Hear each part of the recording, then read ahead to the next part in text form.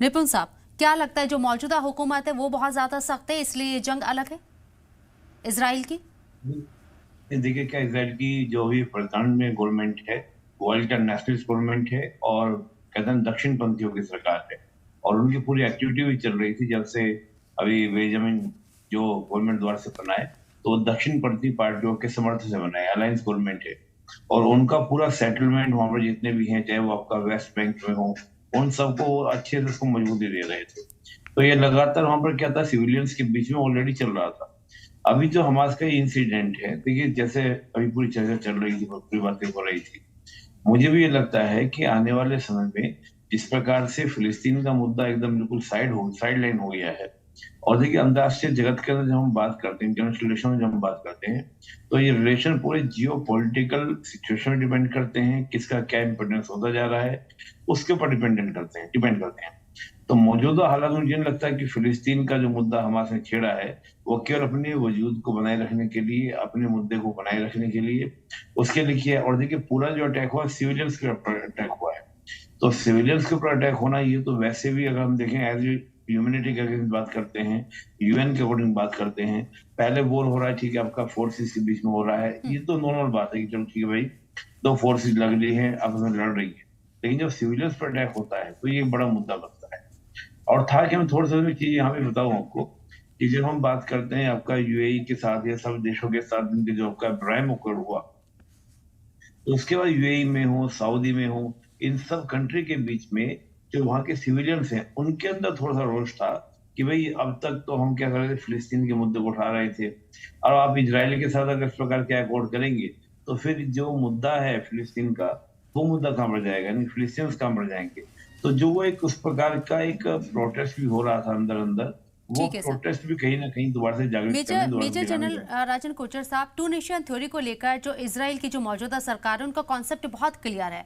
आपको लगता है कि फिलिस्तीन को इस बात का भी डर है और ये सही वक्त चुना गया, क्योंकि एक तरफ जहां रशिया यूक्रेन का वॉर चल रहा है, अमेरिका और जो मगरबी जो मुल्क हैं वो उसमें बिजी हैं, दूसरी तरफ ये जंग छेड़ दी गई।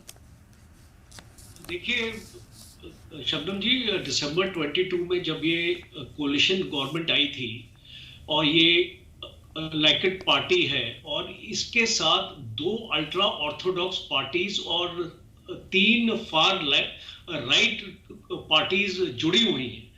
और जब एक चीज आपकी, मैं इसको नजर इस चीज पे ले जाना चाहता हूं, नेतान्याहू ने अपना जो सिक्योरिटी का मिनिस्टर है जिसको अपॉइंट किया था, इतनम बेन गुइर, वो जूस पावर पार्टी का हेड था और एक कन्विक्टेड रेसिस्ट है।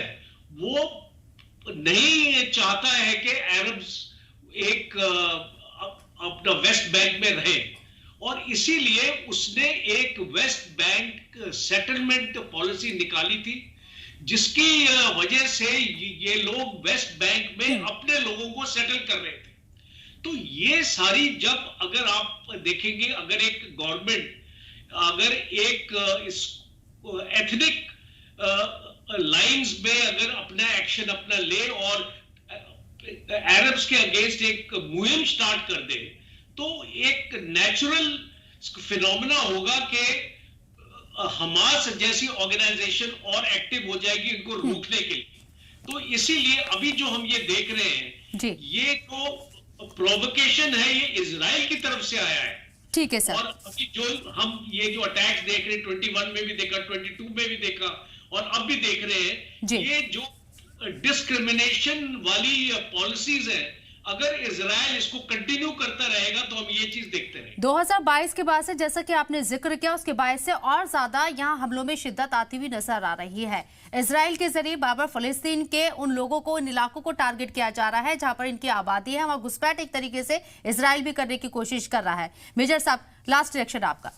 मोहम्मद अली शाह साहब जी, आपने दो स्टेट सोल्यूशन की भी बात की थी पहले, तो मैं एक की बात कहूंगा कि जो इसमें बात ऐसी है कि एक माइनॉरिटी है, एक तबका है जो कि जूइश इजरायली हैं, वो 32% आएंगे, वो सपोर्ट करते हैं टू स्टेट सोल्यूशन पैलेस्टीन के साथ। इसके अलावा इजरायली जूज हैं जो डिवाइडेड हैं, जो बटे हुए हैं अलोंग आइडियोलॉजिकल लाइंस, और बहुत फेवर करते हैं मेंटेनिंग वो स्टेटस को सपोर्ट करते हैं।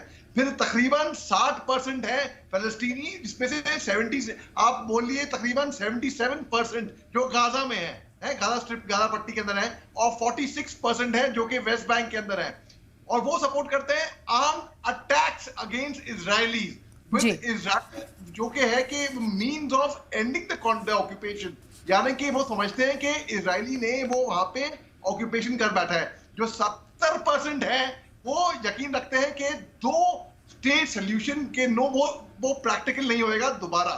तो इसमें प्रैक्टिकल नहीं नजर आती उनको। तो इसमें क्या होता है, अगर हम पूरा गणित निकालें तो देखिए इसमें से 2/3 इजरायली जूस जो है होंगे वो कहते हैं कि वेस्ट बैंक को एनेक्स किया था इजराइल ने।